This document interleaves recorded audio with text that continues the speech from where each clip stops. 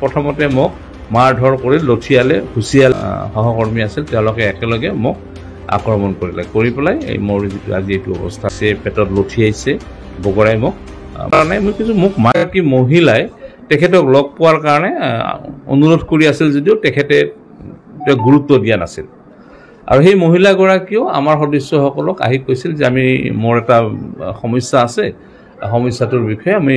পংকজ পাঠকক আলোচনা কৰিব খোজো কিন্তু তেখেতে গুৰুত্ব দিয়া নাই আপোনালোকে অলপ কৈ দিব নেকি তেতিয়া আমাৰে দুই এগৰাকী তেখেতক ক'লে তেখেতে তেতিয়াও গুৰুত্ব দিয়া নাছিল আৰু তেতিয়া আমি কৈছিলোঁ ঠিক আছে প্ৰগ্ৰাম শেষ হোৱাৰ পিছত আমি দৰকাৰে আপোনাৰ লগত তেখেতক লগ লগাই দিম তেতিয়া প্ৰায় প্ৰগ্ৰাম যেতিয়া শেষ হ'ল তেতিয়া তেওঁ আহিল আহাৰ পিছত আমি তেখেতক ক'লো যে এওঁৰ কিছু সমস্যা আছে এওঁ চুলিয়াত লগাব নোৱাৰে কাৰণ তেওঁ উইক পিন্ধা আচলতে তেওঁ অলপ ঔষধ ঘৰত নিব খোজে বটলত দিব পৰা যায় নেকি তেনেকুৱা কোৱাতে তেওঁ খুব উস্মাৰে কথাটো ক'লে যে নহ'ব এইটো নিব পৰা নাযাব গতিকে এইটো নাযাব খুব ভাল ধৰণেও বুজাই দিয়া নাই তেওঁ পংকজ পাঠক গুচি গ'ল তাৰপিছতো মহিলাগৰাকীয়ে আশাকে ৰৈ আছে যে ক'ৰবাত তেওঁৰ মন পৰিৱৰ্তন হয় নেকি এইবুলি ৰখি থকাৰ পিছত এটা সময়ত তেখেতৰ এগৰাকী লগত অহা ব্যক্তিয়ে মহিলাগৰাকীক বেয়াকে কথা ক'লে যে তেওঁ গালি পাৰি কথা ক'লে গালি পৰা যেহেতু মই ওচৰতে আছিলোঁ গালি পৰাৰ কাৰণে মই তেখেতক অলপ ক'লোঁ যে আপুনি কিয় তেনেকৈ ব্যৱহাৰ কৰিছে এগৰাকী মহিলাক ইমান সময়ৰ পৰা তেখেত আছে এটা সমস্যা লৈ আপোনালোকে সমস্যাটো সমাধান কৰি দিয়ক আৰু যদি সমস্যাটো সমাধান কৰিব পৰা অৱস্থাত আপোনালোকৰ নাই ভালকৈ বুজাই দিয়ক কথাখিনি কিন্তু বেয়া ব্যৱহাৰ কিয় কৰিছে অশালীন ব্যৱহাৰ কৰিছে মহিলাগৰাকীক সেইটোৱে মই আপত্তি কৰিলোঁ কৰাৰ পিছত সেই তাৰ পংকজ পাঠকৰ সহকৰ্মীগৰাকীয়ে পংকজ পাঠক বেলেগ এটা ৰুমত বহি আছিল আহি পেলাই পংকজ পাঠকক কৈছে নেকি মই নাজানো অলপ পিছত পংকজ পাঠক গৈ তাতে খুব খোজাই কোনে ইয়াতে অমুক কৰিছে তমুক কৈছে বেয়াকৈ মোৰ মানুহক কৈছে এই বুলি তেওঁ গালি গালাজ পাৰি আছে মই কৈছোঁ ৰ'ব গালি গালাজ কিয় পাৰে কথাটো ময়ে আপোনাৰ সহকৰ্মীক কৈছোঁ যে আপুনি ব্যৱহাৰ কিয় এনেকুৱা কৰে হেই আপুনি কোন ইয়াৰে এই বুলি মোৰ তেওঁ ফটো চটো ল'ব খুজি আছে মই আপুনি মোৰ ফটো কিয় ল'ব মই বাধা দিছোঁ বাধা দিওঁতে তেওঁ হেই এতিয়াক ধৰ বুলি কৈ তেওঁই প্ৰথমতে মোক মাৰধৰ কৰি লঠিয়ালে হুঁচিয়ালে তাৰপিছত তেওঁৰ লগৰ যি 8-10জন সহকৰ্মী আছিল তেওঁলোকে একেলগে মোক আক্ৰমণ কৰিলে কৰি পেলাই এই মোৰ যিটো আজি এইটো অৱস্থা কৰিলে ঘুচিয়াইছে পেটত লঠিয়াইছে বগৰাই মোক মাৰিছে এই কথাটো গতিকে মই তেওঁলোকে একেলগে মোক 8-10জনে ধৰিছে মই একো কৰিব পৰা নাই মই কিছু মোক মাৰি আছে কিয় আপোনালোকে মাৰামাৰিটো কথা ইয়াত অহা নাই কিবা হৈছে আপোনালোকে মোক কথাৰ মাধ্যমেৰে কথাখিনি কওক যে আপুনি কিয় তেনেকৈ ক'ব কিন্তু তেওঁলোকে মোৰ কথা শুনা নাই বৰজস্তি মোক প্ৰহাৰ কৰি আছে এইখিনি কথা এতিয়া মোক পুলিচ আহিলে পুলিচে অহাৰ পিছত মই মেডিকেলতে কৰাই আনিলে এতিয়া মই চিন্তা কৰিছোঁ মই যিহেতু মই এখন কমিটি ছেক্ৰেটাৰী এজনক হাত দিছে আচলতে মই ঠিক ইণ্ডিভিজুৱেল ইয়াত পৰিচয় হৈ অহা নাই যে মই তপন চক্ৰৱৰ্তী আৰু মই যোৱা বছৰ মই শিক্ষক হিচাপে অৱসৰ গ্ৰহণ কৰিছোঁ গতিকে মই আমাৰ লগৰখিনিৰ লগত কথা পাতোঁ মই ব্যক্তিগতভাৱে এফআইআৰ এখন দিয়াৰ কথা মই অৱশ্যে চিন্তা কৰিছোঁ তথাপিতো মোৰ যিহেতু এখন কমিটি আছে আমাৰ নিউ গোৱালপাৰা ৰঙালী বিহু সন্মিলনীৰো মই সাধাৰণ সম্পাদক গতিকে মোৰ লগৰখিনিক বা সমিতিখিনিক মই আলোচনা কৰি পেলাই এখন এফআইআৰ দিয়াৰ কথাটো কৰা যায় নেকি মই চিন্তা কৰিম আপুনি তেখেতৰ ইতিহাসটো চাব তেখেত কেনেধৰণৰ মানুহ তেওঁৰ ব্যৱহাৰ কেনেকুৱা তেওঁৰ ইতিহাসটো চাব তেওঁ জেলত যোৱা মানুহ এই গতিকে তেওঁৰ যিটো আগৰ যিটো তেওঁৰ ইতিহাস সেই ইতিহাসে কিন্তু তেওঁক এগৰাকী ভাল মানুহ বুলি নকয় গতিকে আমি প্ৰথমতে জানো যদিও তেখেতক আমি ৰাইজৰ সেৱা যিহেতু কৰি থকা বুলি ভাবিছোঁ সেইকাৰণেহে অনুমতি দিছে আৰু তেখেতে নিশ্চয় তেওঁৰ পক্ষত কথাটো ক'ব আৰু মই যিখিনি কথা ক'লোঁ এই কথাখিনিও আপোনালোকে দৰকাৰলৈ বিশ্বাস কৰিব নালাগে তাত যথেষ্ট মিছা আশ্ৰয় লৈছে বহুত মানুহ আছিলে দৰ্শক বা মানে ৰোগী হিচাপে যিখিনি মানুহ আহিছিলে তেওঁলোকক কথাটো আপোনালোকে সোধক তেওঁলোকেই কথাটো ক'ব তেওঁলোকে প্ৰত্যক্ষদৰ্শী একচুৱেলি ঘটনাটো কি ঘটিছে অথেন্টিকেশন সাৰ্টিফিকেশন এটা পোৱাৰ পিছতে আহে এতিয়া যে ইয়াত বিক্ৰী হয় মই হয়তো নাজানিব পাৰো ইমান বিশেষ জ্ঞান নাই এইবোৰ বস্তুৰ প্ৰতি কিন্তু তেওঁ যে এইবোৰ বস্তু বিক্ৰী কৰি আছে এইবোৰ অথেন্টিকেশন কোনবাই দিছে নেকি কোনবাই গভৰ্নমেন্ট অৰ্গানাইজেশ্যন গভৰ্নমেন্ট অথৰিটিৰ পৰা অথেন্টিকেশন আছে নেকি যদি নাই তেওঁ এইবোৰ কেনেকৈ ইয়াত বিক্ৰী কৰি আছে কেছ মেমো দিয়া নাই ভাউচাৰ দিয়া নাই তেওঁ 10 লাখ 15 লাখৰ ওপৰত ইয়াত বিক্ৰী কৰি আছে উইদাউট মই তাতে বেয়া কাম কৰি মাফ খোজানে মই আঠুকাৰী এই কাৰণে মাফ খুজিছোঁ এইকাৰণে মাফ খুজিছোঁ যাতে আমাৰ ল'ৰাকেইটাৰ প্ৰাণ বাচে সেইকাৰণে মই মাফ খুজিছোঁ মই আঁঠু এইকাৰণে কাঢ়িছো গেটৰ পৰা তেনে 4-5জন মান মানুহ দৌৰি দৌৰি আহিল দাদা আমি লক্ষীপুৰৰ পৰা আহিছো আমাক লগাই দিয়ক আপুনি হ'ব বাৰু একো নাই আমাৰ 2জন ল'ৰা আছে 2জন ল'ৰাক মই ক'লো যে এওঁলোকক লগাই বিদায় দিবা তেনেতে আমাৰ যিজন আৰক্ষী প্ৰশাসনৰ কেইজনমান মানুহ আছিল তেওঁলোকে ক'লে যে পাঠক দা আপোনাৰতো শেষে হ'ল কেম্প এতিয়া আমি কি কৰিম আমাৰ কাৰণে কিবা আছে নেকি দায়িত্ব মই ক'লো কি আমাৰতো কেম্প শেষ হৈ গ'ল আমি গাড়ীত উঠিবই লৈছো সব মাল চাল পেকিং হৈ গৈছে তো আপোনালোকে যাব পাৰে আমি এই 4জন ব্যক্তিক বিদায় দিয়ে নে আমিও গুচি যাম পুলিচৰ মানুহখিনিক যোৱালৈ তেওঁলোকে ৰখি আছিল খাপ পিটি আৰু যিকেইজনৰ চুলি আছিল দিয়ক এইটো পইণ্ট নোট কৰি ল'ব চুলি থকা মানুহ তাতে ৰখি আছিলে খাপ পিটি পুলিচৰ মানুহখিনি যোৱাৰ লগে লগে তেওঁলোকে বটল এটা আনিলে বটল এটা আনি আমাৰ যি 2জন মানুহ ঔষধ লগাই আছিল সেই 2জনৰ একজনক ধমকিলে ইয়াতে ঔষধ ভৰাই দিয়া এক বটল আমাৰ ল'ৰাজনে ক'লে কি এজনে যে এই ঔষধটো আমি দিয়াৰ অনুমতি নাই এই ঔষধটো আপুনি নিজে ব্যৱহাৰ কৰিব নোৱাৰিব আমিহে লগাই দিম এইটো বহুত প্ৰিকশন আছে অকস্মাত যদি কোনোবাই চকু টকু পেলাই দিয়ে এইটো আমাৰ বদনাম হ'ব গতিকে আমি তেনেকৈ দিয়াৰ অনুমতি নাই আমি আপোনাক যদি কোনোবা আছে ইয়াতে লগাবলৈ আছে লগাই ল'ব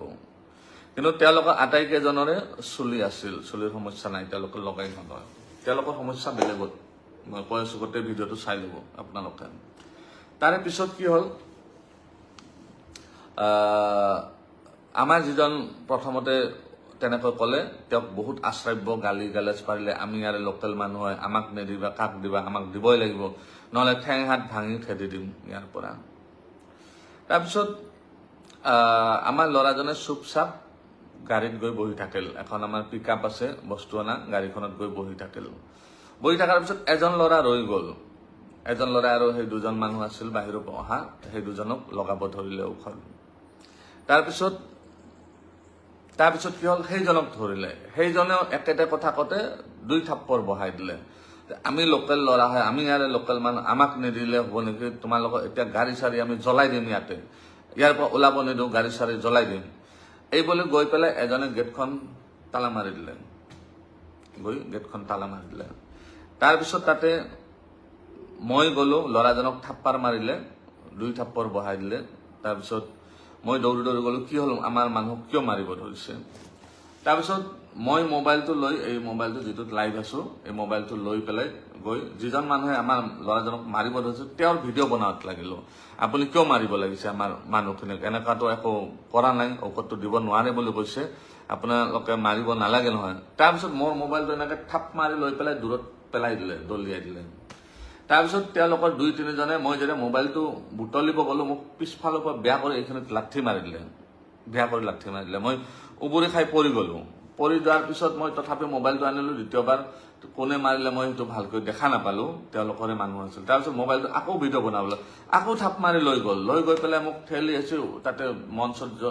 আছে ৱালত এনেকৈ মোক মাৰিব ধৰিলে তাৰপিছত আমাৰ ল'ৰা কেইটা যিকেইজন বেলেগ ষ্টাফ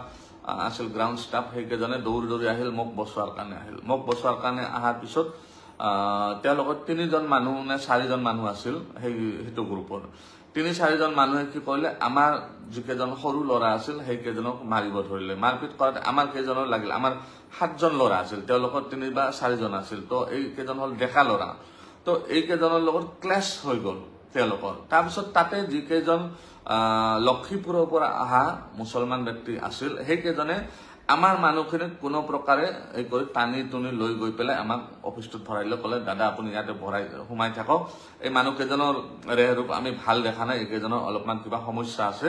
তো আমি ইমিডিয়েট পুলিচক ফোন কৰিছে আপুনি চিন্তা নকৰিব তেতিয়া লগে লগে মইও অফিসটোৰ ভিতৰত গৈ ইমিডিয়েট মই আমাৰ নলবাৰীৰ যেহেতু মই নলবাৰীৰ বাসিন্দা হয় বৰ্তমান আমাৰ বিধায়ক তথা মন্ত্ৰী মহোদয় জয়ন্ত মল্ল বৰুৱা ডাঙৰীয়াক ফোন কৰি জনালো দাদা এনেকে মোৰ ওপৰত এটেক হৈছে তো তেওঁ ইমিডিয়েট এছপিক ফোন কৰি ক'লে এছপি মোৰ কল ইমিডিয়েট তেওঁলোকে অচি ছাৰক পঠাইলে তেওঁলোকে আহি আমাক ক'লে কি যে আপোনালোকে ভিতৰতে থাকক আমি হেণ্ডেল কৰি আছো কেছটো কি হৈছে আমি চাই লওঁ তাৰপিছত তেওঁলোকে কি কৰিলে আৰু কোনোবা এই কৰি মানুহ মাতি পেলাই ক'লে কি আমি এটেক কৰা বুলি ক'লে আমি এটা নতুন প্লেছত যাই কেনেকৈ এটেক কৰিম মানুহ এজনক আৰু তেওঁৰ লগত আমাৰ কোনো লেনদেনে নাই আমি কেনেকৈ এটেক কৰিম আমাক বহুত বেয়াকৈ আপোনালোকেতো গোটেইখিনি দেখিছেই তাৰপিছত আমি ভিতৰত সোমাই থাকিলো ভিতৰত সোমাই থাকোতে অলপ পিছত